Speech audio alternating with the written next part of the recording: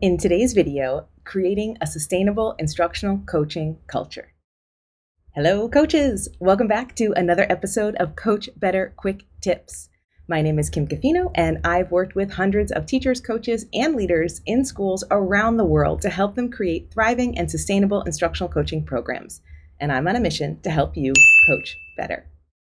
Wherever you are in your coaching journey, come learn with me in one of our courses or private mentoring packages designed for instructional coaches. Join our global Coach Better community and find all of our resources for instructional coaches on our website at coachbetter.tv.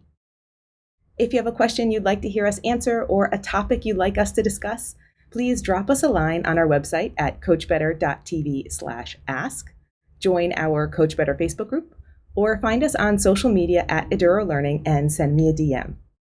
Don't forget to subscribe to the channel to catch all of our latest episodes here on YouTube. This video is designed for experienced coaches who are ready to start thinking about how they can further develop their coaching practice. If you're new to instructional coaching and you're curious about the skills that new coaches need to be successful, check out this video that I'll link up here. If you want to be part of these conversations, come join us in our learning experiences for instructional coaches. You can find all the options specifically designed for your level of coaching experience at coachbetter.tv/learn. In today's video, we're going to talk about creating a sustainable instructional coaching culture and what systems and structures are either supporting or hindering coaching sustainability in your school context. When we first start out as coaches, we just want to work with as many coaching partners as we can. We are focused on building relationships and beginning one-to-one coaching conversations, which leads to coaching cycles. Over time, when we've built enough momentum in our community and teachers are enthusiastic about working with a coach, we start to realize that we might not be able to keep up this pace. While we might love working one-to-one with our coaching partners and seeing great results from coaching cycles, the reality is that we may not have the time or capacity to exclusively work one-to-one. So we have to start scaling our work. I talked about this in a previous Quick Tips episode, Scaling Your Impact as an Instructional Coach, which I will link in the show notes and up here for you. This is when we might start thinking about the sustainability of our coaching practice, and if the school has the systems and structures in place to ensure that coaching can be sustainable. There's a big difference between having coaches and making sure the actual practice of instructional coaching is sustainable over time. If this is something you are thinking about, this video will give you a good introduction. To dig deeper into this topic, make sure to check out the resource that I'll be sharing at the end of the episode for your next steps.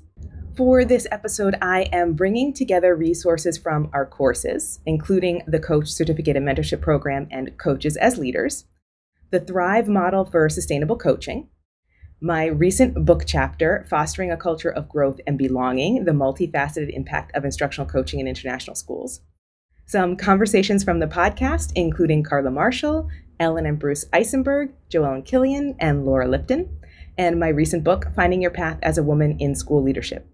If you're curious about any of those, I will link them all in the show notes for you. I'm going to bring together all of these ideas into 5 elements that need to be in place to ensure that coaching has the potential to be sustainable. But before I do, I want to highlight 2 key things. The first is that coaching is a systemic change. It's not a one-person solution. It's a change that requires input, involvement, buy-in, and support at all different levels. When we think about the first phase of the Thrive model, this is part of finding clarity. When we begin or continue the conversation around instructional coaching, it's important to understand that the whole organization as a system needs to support the sustainability of coaching. 2 helpful resources you can use to think about this is Systems Thinking from Peter Senge and the Knoster Model for Managing Complex Change. Both will be linked in the show notes. I'd also recommend you check out the episode with Carla Marshall, where she talks about the importance of having an umbrella under which coaching fits and understanding this concept of systemic change. Carla says you have a fundamental shift from a transactional way of interacting to a more mediative way of interacting. Coaching enables us to create lots of agents of change who are doing good work through deep listening, paraphrasing, and questioning, which shapes the culture of an organization. My second thing to mention is understanding your sphere of control. In our book, Dr. Christina Botbill and I talk about the importance of understanding what's in your sphere of control. As you're listening to this episode, consider what is or what is not in your sphere of control. You'll likely see that many of these fall outside of your sphere of control, and this will be an opportunity to develop your relational leadership skills, to coach up, and be an advocate for the sustainability of instructional coaching in your institution. You alone will not make or break the success of instructional coaching. If you want to dig deeper into this, that's exactly what we'll be doing in the Coaches as Leaders course. Okay, here are 5 factors that hinder or support the sustainability of your coaching program. The first is your mission or vision or purpose for coaching. As Joellen Killian notes in my episode with her, if I can describe it with specificity, it is far more likely to be achieved than if I don't have the capacity to be specific. More time on the what and less time on the how. We do that backwards in schools. We spend a lot of time on the how without clarity on the what. So I would encourage you to think about the following questions. What is the why for your school? Why do you want coaches, and what are you trying to achieve with coaching? Think about Simon Sinek's Start with the Why and that center circle. Why is coaching so essential in your community right now? The next question to think about is, what is your definition of coaching? Is there a clearly defined purpose to this work? In a previous video, I talked about the importance of ensuring that instructional coaching is confidential and separate from evaluation and supervision. That aspect of your definition is really important. I'll also link that video up here and in the show notes. Another question to consider, do all administrators understand how coaching works? Are there policies that make it clear that instructional coaching is not evaluative? This is how we ensure that both administrators and instructional coaches do not overstep boundaries. Another question to consider, is there an updated job description? Does it accurately define what is happening in terms of the coaching role? And the final question in this section, do we have a shared clarity around the purpose of coaching?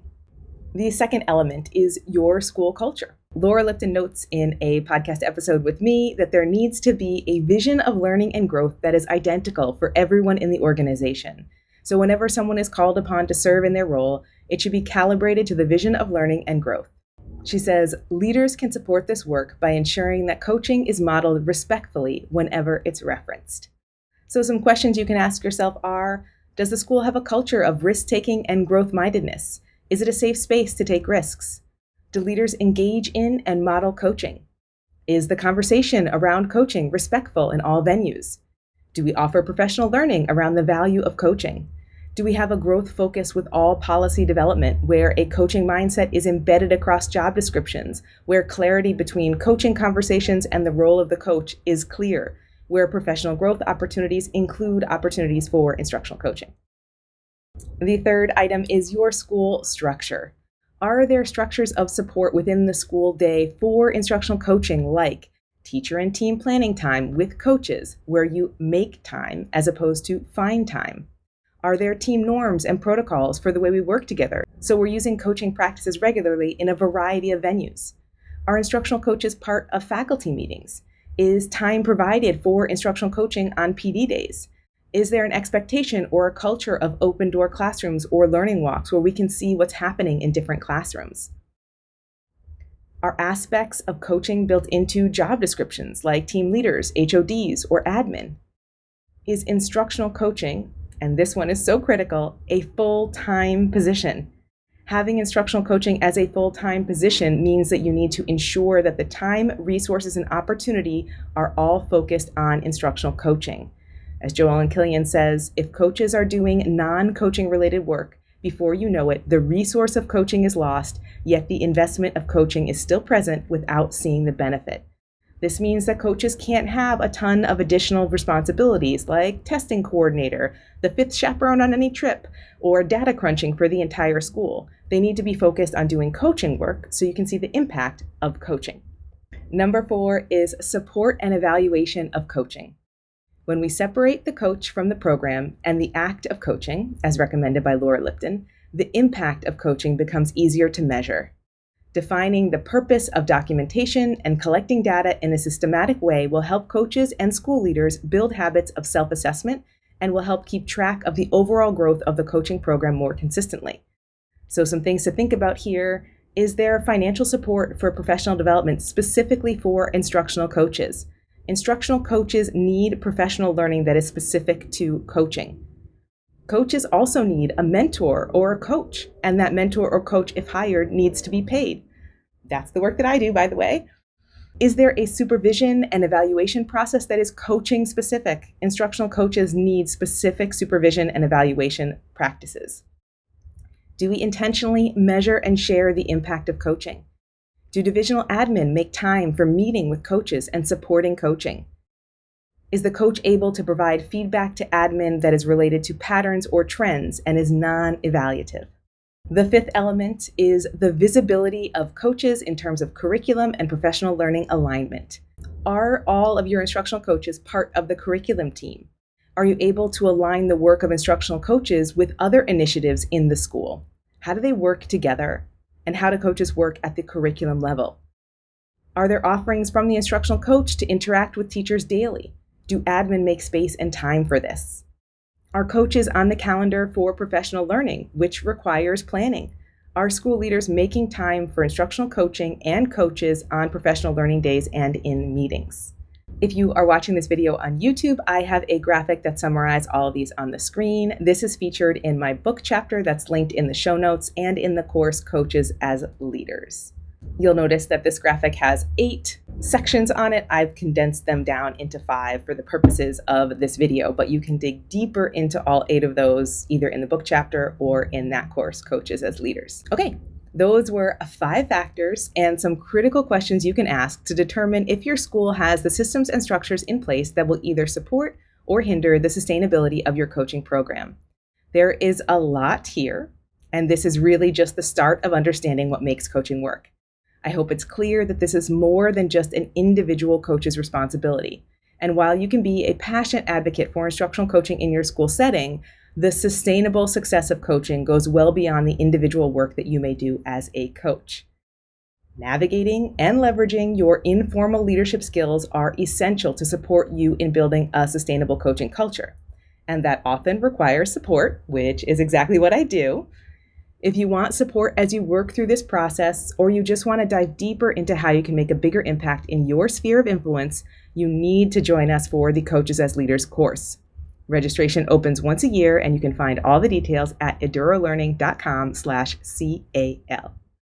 If you're not sure if Coaches as Leaders is right for you, try one of our free workshops, and there is one specifically geared towards experienced instructional coaches.